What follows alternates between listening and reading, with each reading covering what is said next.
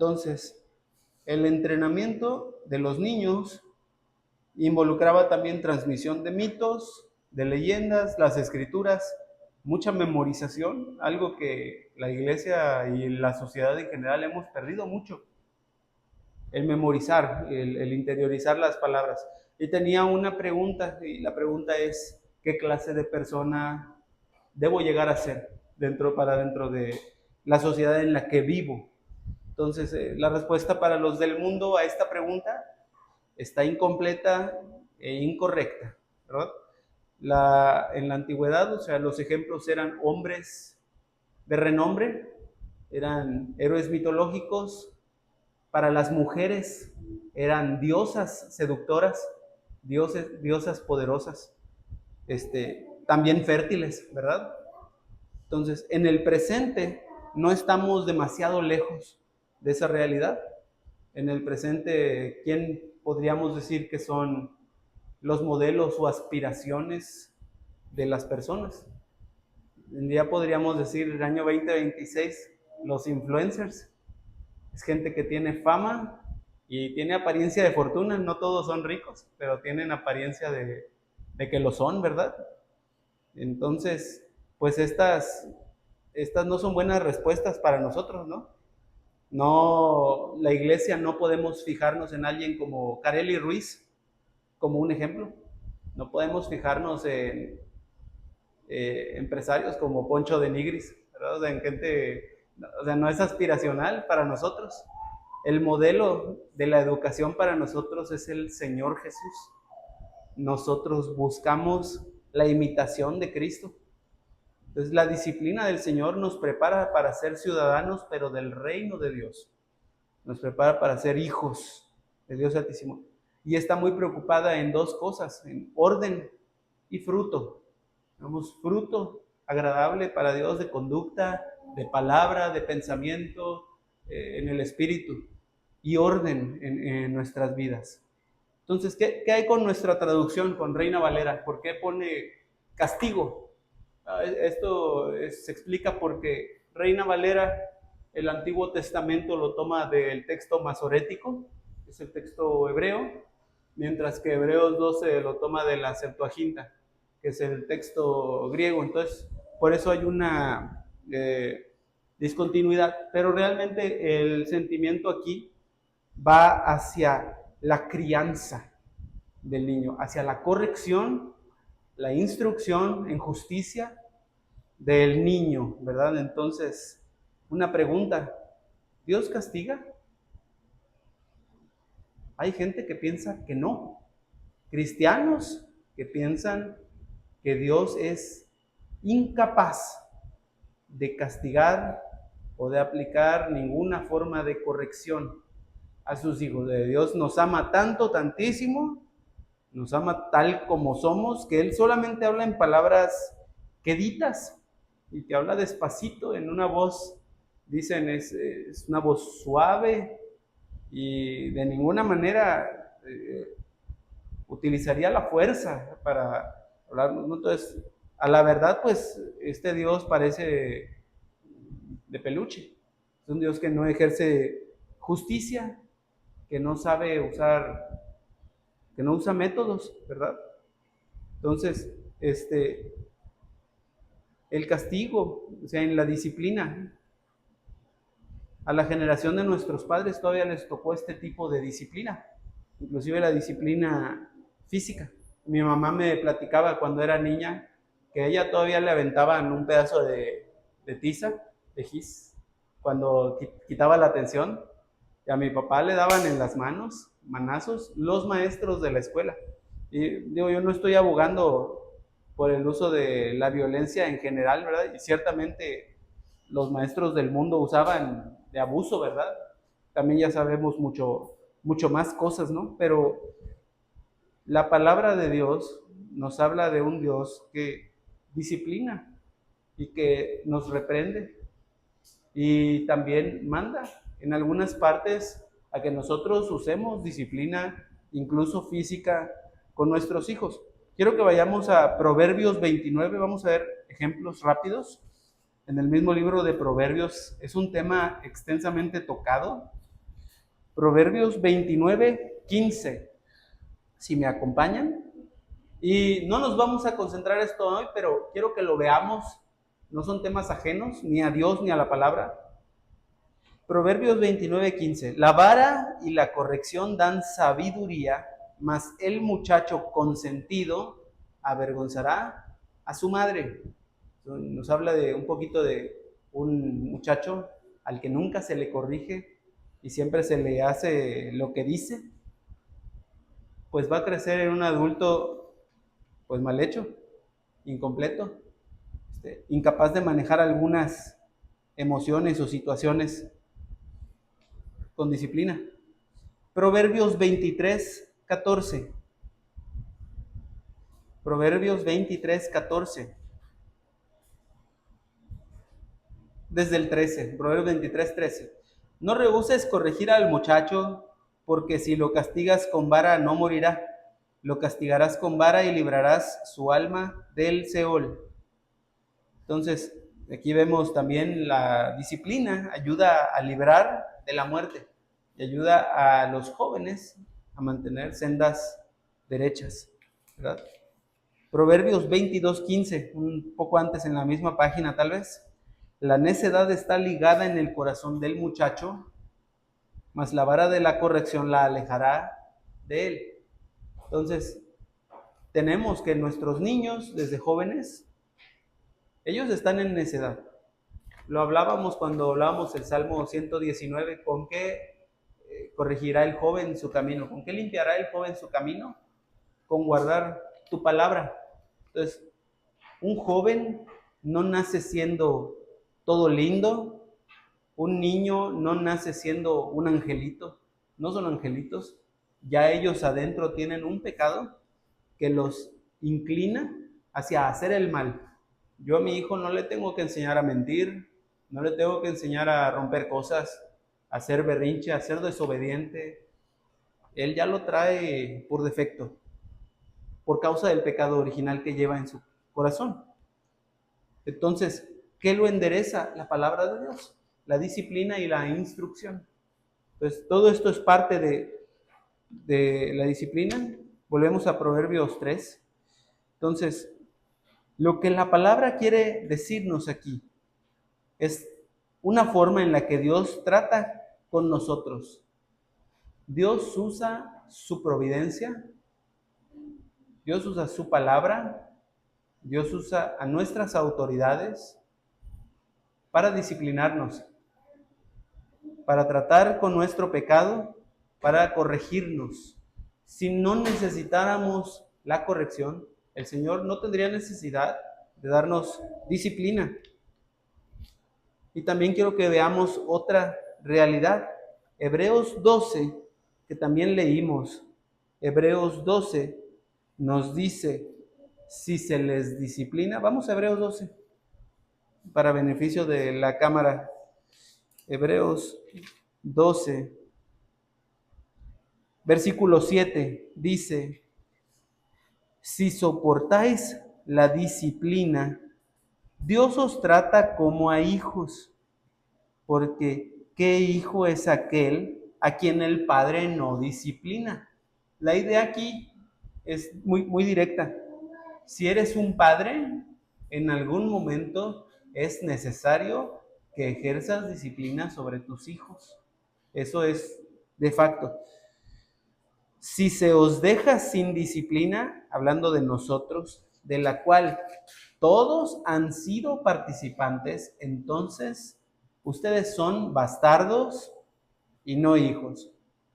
Y en estos tiempos en los que hay, y en nuestra sociedad, ¿no?, que hay tanta mamá soltera, hay como un tema bien recurrente, que debo permitir como madre soltera que mi nueva pareja o el nuevo hombre con el que voy a vivir discipline a mi hijo.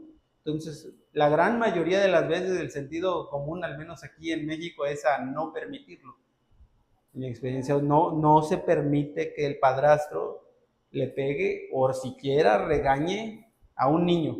Claro que tiene toda la obligación de mantenerlo económicamente, se espera, Si no lo hacen, el reproche de la mujer es terrible.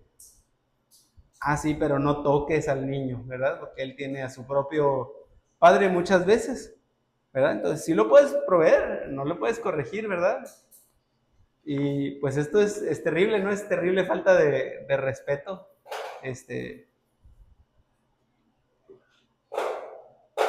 Principalmente el menor es la persona que sufre al ver el desorden, ¿verdad? Es la primera persona que es maltratada en una situación así es el niño, en principio, porque no es la intención de Dios que el orden de las familias sea así. Dios quiere que su familia, padre, madre, Dios odia el divorcio por completo. Dios no permite, ni tolera, ni le gusta el divorcio, ni la fornicación, ni ningún otro pecado, cohabitación. El Señor no le gusta tampoco que la gente viva sin el pacto matrimonial, sin estar casado bajo la autoridad de Dios, que en nuestro tiempo es la autoridad civil, porque la iglesia no tenemos autoridad para casar a nadie, no en la escritura, al menos. La autoridad de nuestro tiempo para asegurar los derechos de la mujer y del varón es el Estado en este momento. Entonces, ese es el orden correcto para nuestra sociedad y para el menor y para la gracia de Dios, ¿no? Entonces, volviendo al tema de la disciplina, si Dios nos disciplina, la palabra nos dice, versículo 11, no menosprecies, hijo mío, el castigo de Jehová, ¿verdad? No menosprecies el castigo de Jehová. En hebreos, en el griego, yo no sé mucho de hebreo, pero sé un poquito de griego. En el griego, la palabra que se usa como no menosprecies, lo que nos quiere dar a entender es lo mismo que hacer algo pequeño. Es un sinónimo, sería minimizar. Minimizar. No menosprecies, no minimices el castigo del Señor. ¿Cómo minimizamos o cómo hacemos pequeño la disciplina del Señor? Que la disciplina del Señor propiamente definida es la enseñanza de la palabra, la práctica de la piedad, la práctica de la religión cristiana y también las correcciones cuando son necesarias, ¿verdad? De manera completa. Menospreciar la palabra, no escuchar la palabra, no atenderla, no hacer caso, ¿verdad? Es como cuando una mujer se siente menospreciada porque piensa que su marido no la está escuchando, piensa que no se le presta atención, entonces ella se siente menospreciada, se siente así, ¿verdad? Entonces, no menosprecies la disciplina del Señor, la educación que Dios te quiere dar, la preparación y la que tú quieres recibir a lo mejor no son iguales. No la menosprecies, tenemos que cambiar nuestra manera de pensar y adaptarnos a lo que Dios quiere.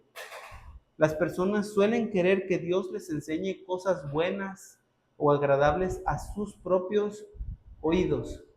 Por eso el cristianismo hoy en nuestra ciudad y en el mundo entero está como está, porque la gente se ha ido tras las fábulas, se ha ido tras la vanidad de su propio corazón, prefieren evangelios más blanditos, prefieren que les hagan cosquillas a sus oídos.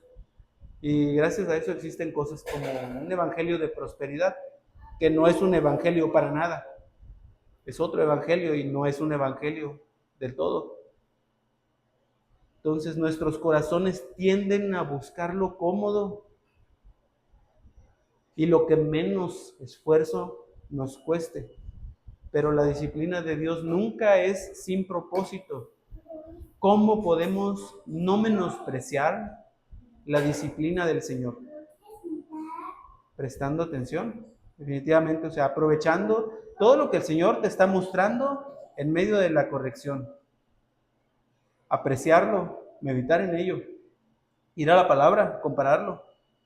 No ser como el necio de los proverbios. En Proverbios 1:7 dice, El principio de la sabiduría es el temor de Jehová. Los insensatos, los necios desprecian la sabiduría y la enseñanza. Proverbios está lleno de todas estas personas, ¿no?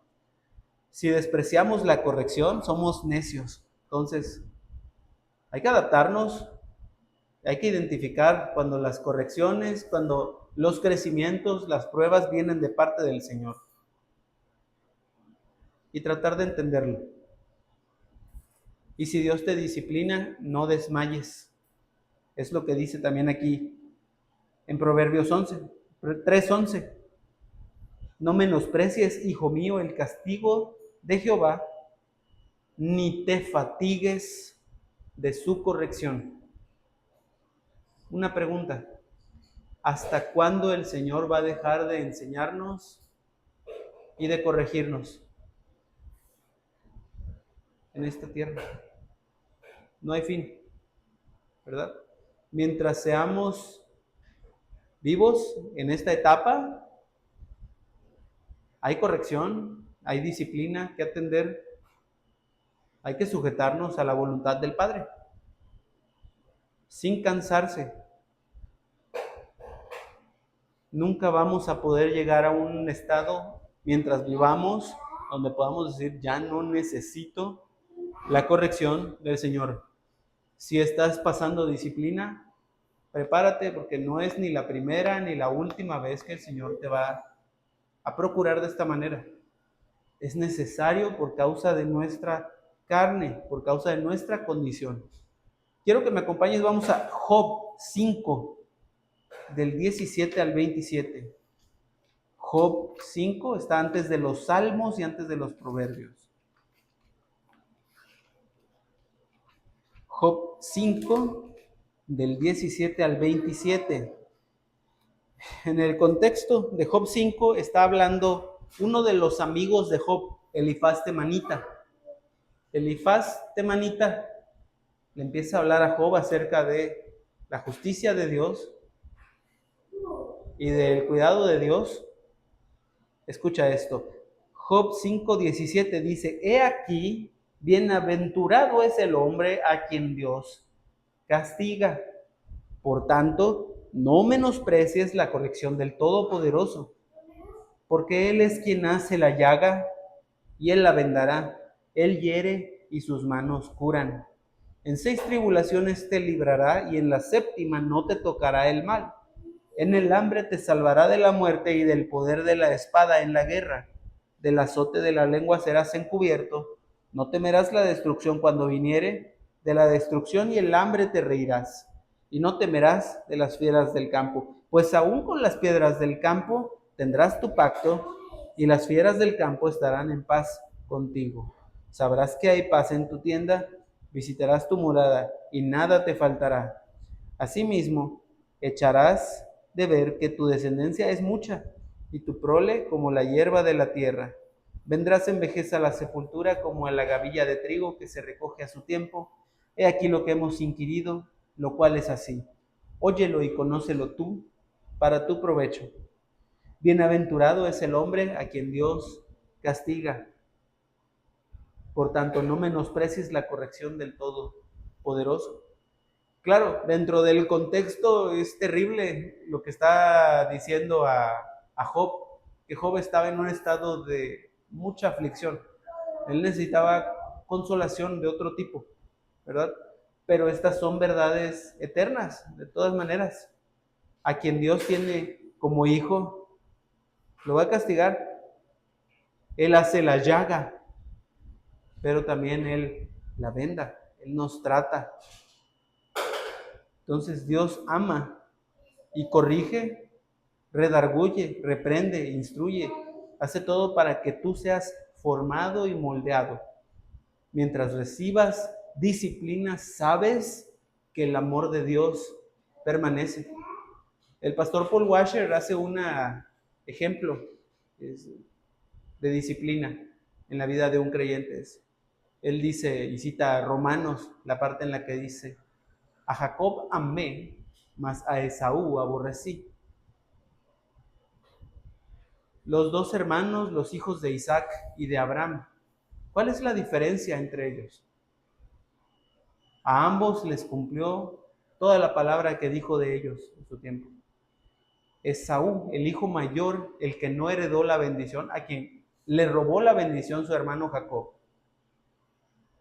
Creció fuerte, se fortaleció, se volvió durante los días de su vida un hombre poderoso, tenía esposas en multitud, tenía muchos hijos, mucha fuerza militar, ganado, etcétera.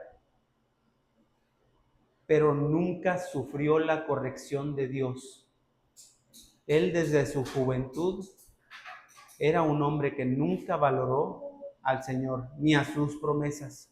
Él vendió su primogenitura a cambio de un plato de lentejas. Esaú desde su juventud hacía que sus padres sufrieran por causa de que tomaba muchas esposas y esposas impías, mujeres corrientes del mundo. ¿Qué pasó con Jacob? Jacob no era mejor que Esaú. Jacob era el engañador. Jacob robó de facto la primogenitura de Esaú con engaño, con astucia. También le compró su primogenitura ofreciéndole el plato de lentejas. La diferencia es que Jacob fue amado por el Señor.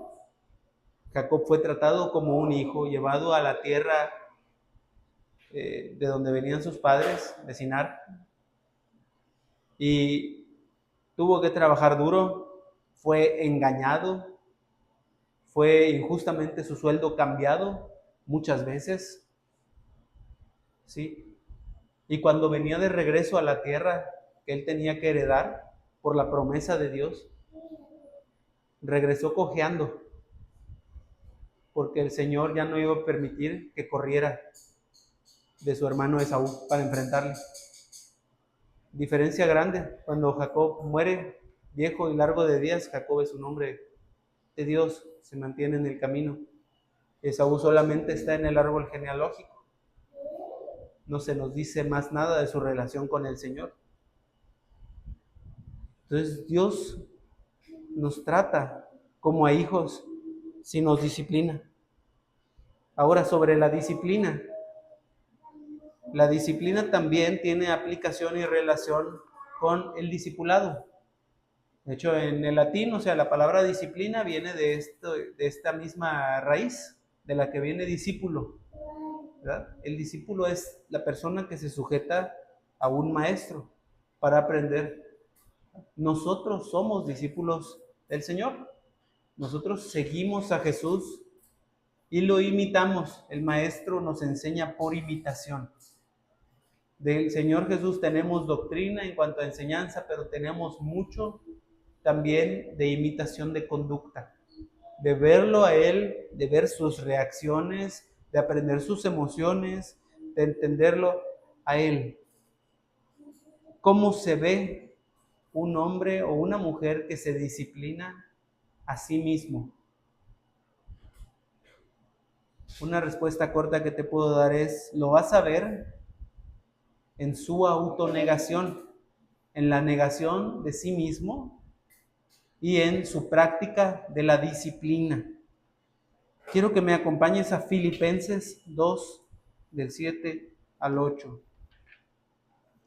Esta carta de los Filipenses, ¿cómo es útil? ¿Cómo nos ayuda a modelar nuestro carácter? ¿Cómo nos ayuda a enfrentar la ansiedad? ¿Cómo nos ayuda? En mucho, en gran manera. Es una carta, creo que es mi favorita del Nuevo Testamento. Es preciosa.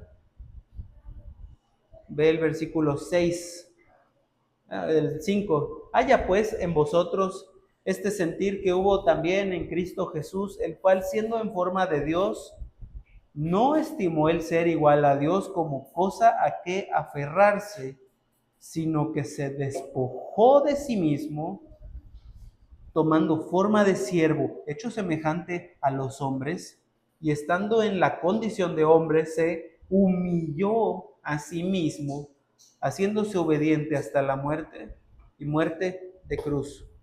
el Hijo unigénito de Dios, engendrado, no creado desde la eternidad pasada, Dios de Dios, luz de luz, Dios verdadero de Dios verdadero, todopoderoso, lleno de misericordia, lleno de verdad.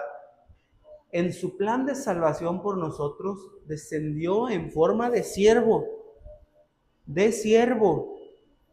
despojándose de sí mismo. El mayor ejemplo de autonegación de la Escritura es el Señor Jesucristo, que renunció a las glorias celestiales para venir a humillarse a la tierra, humillarse. ¿No quieres sentir humillación? Sentir humillación no es bueno ni bonito, ¿verdad?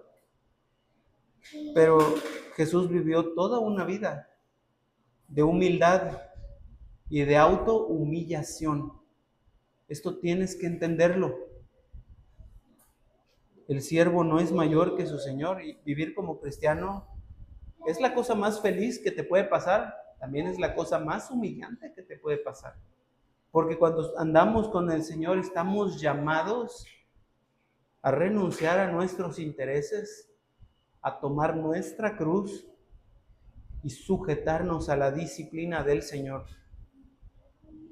Hay 3 ejemplos que me gustan mucho y están en 2 Timoteo 3. No, 2 Timoteo 2, versículo 3. 2 Timoteo es una carta para un pastor que es Timoteo, ¿verdad? Es un hombre de Dios, está ejerciendo el ministerio pastoral. Y en cierto sentido, hola hermano, nuestro pastor debe ser una de las personas más disciplinadas que conozcamos. Está llamado a ser líder y guía, ¿verdad? Todo hombre también después de Cristo, ¿no? Sobre todo en nuestras casas, ¿verdad? Entonces siempre es bueno, aunque no vayamos a ser pastores, meditar en estas cosas y entender esta conducta y seguirla si es posible. 2 Timoteo 2:3 dice: tú pues sufre penalidades como buen soldado de Jesucristo. Ninguno que milita se enreda en los negocios de la vida a fin de agradar a aquel que lo tomó por soldado. Está el ejemplo del soldado. Los soldados, aquí afuera tenemos a los señores que están trabajando, ¿verdad? Ellos, la mayoría de ellos, ¿de dónde vienen? Viene de otras partes de México, donde no conoce esta zona. Ellos están separados de su familia, están llamados a este servicio por largos tiempos, en lugares apartados, bajo un rigor disciplinario duro. Deben prepararse físicamente, deben estar siempre dispuestos al servicio. No pueden ellos cuestionar a su autoridad.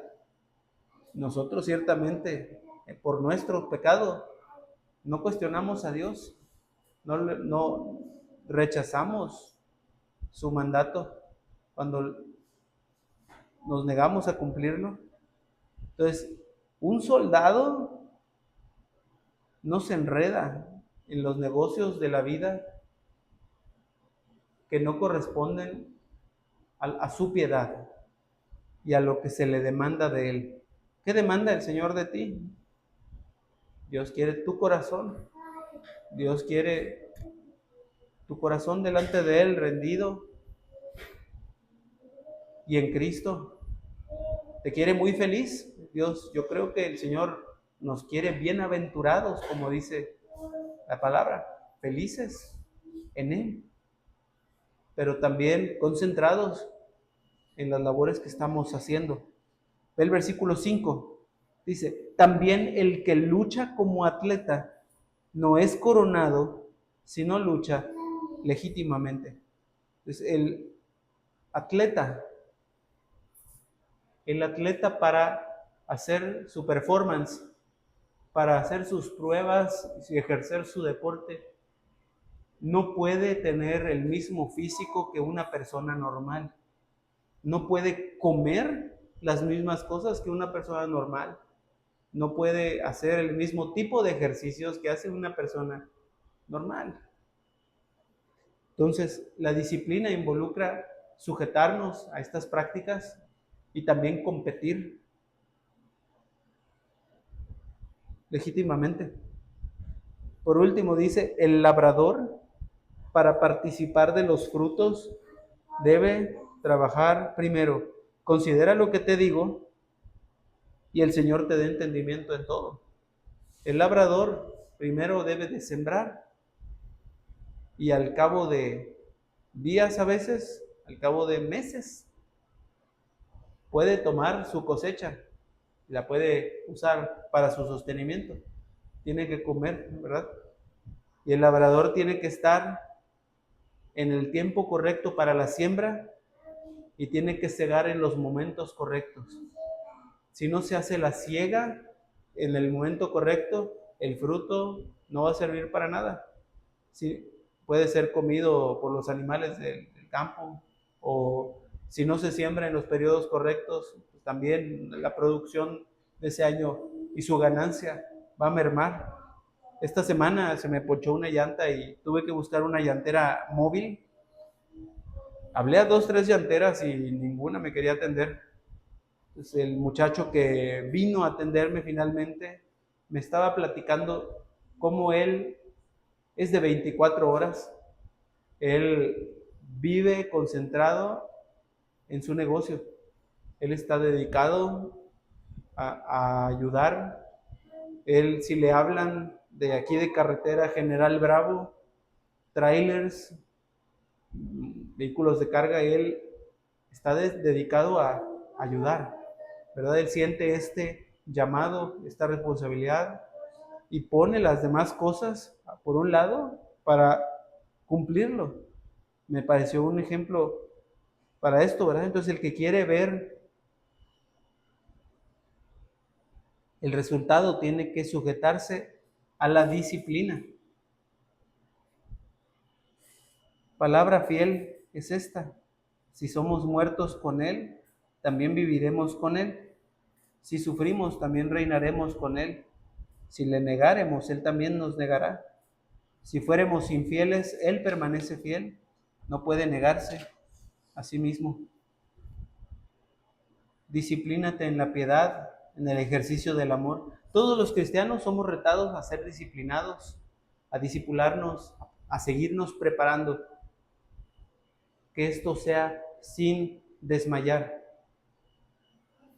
Por eso en Hebreos, después de que se nos hace esta exhortación, dice, por tanto, enderezad las rodillas y levántense y continúen, ¿verdad? Entonces cada quien, según nuestro llamado, las amas de casa tienen el deber de amar, respetar a sus maridos y educar a sus hijos bien. Las ancianas con diligencia, lavando los pies de los santos. Los hombres con fuerza y determinación, protegiendo a nuestras familias, sirviendo a nuestras familias, dando nuestra vida por nuestras esposas. Entonces, también este es el llamado de la disciplina. Son las áreas en las que el Señor nos llama a disciplinarnos y en las que Él nos corrige y nos instruye. No sé si alguien tenga algún comentario antes de cerrar.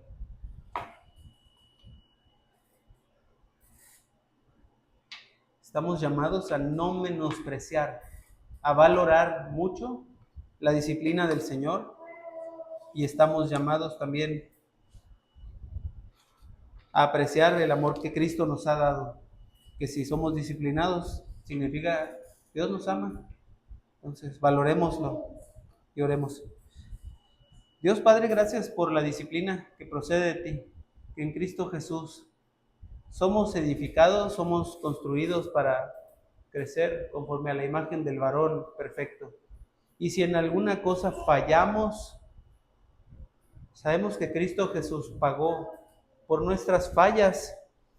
Jesús murió por nuestra indisciplina, murió por nuestra debilidad.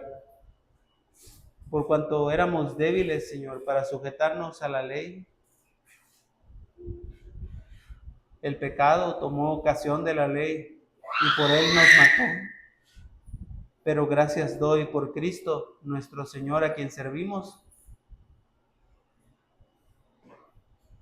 con la mente. Te pido también el Espíritu nos gobierne, Señor, para servirte en el Espíritu. Bendice nuestras familias, bendice nuestros corazones en medio de la disciplina en Cristo. Amén.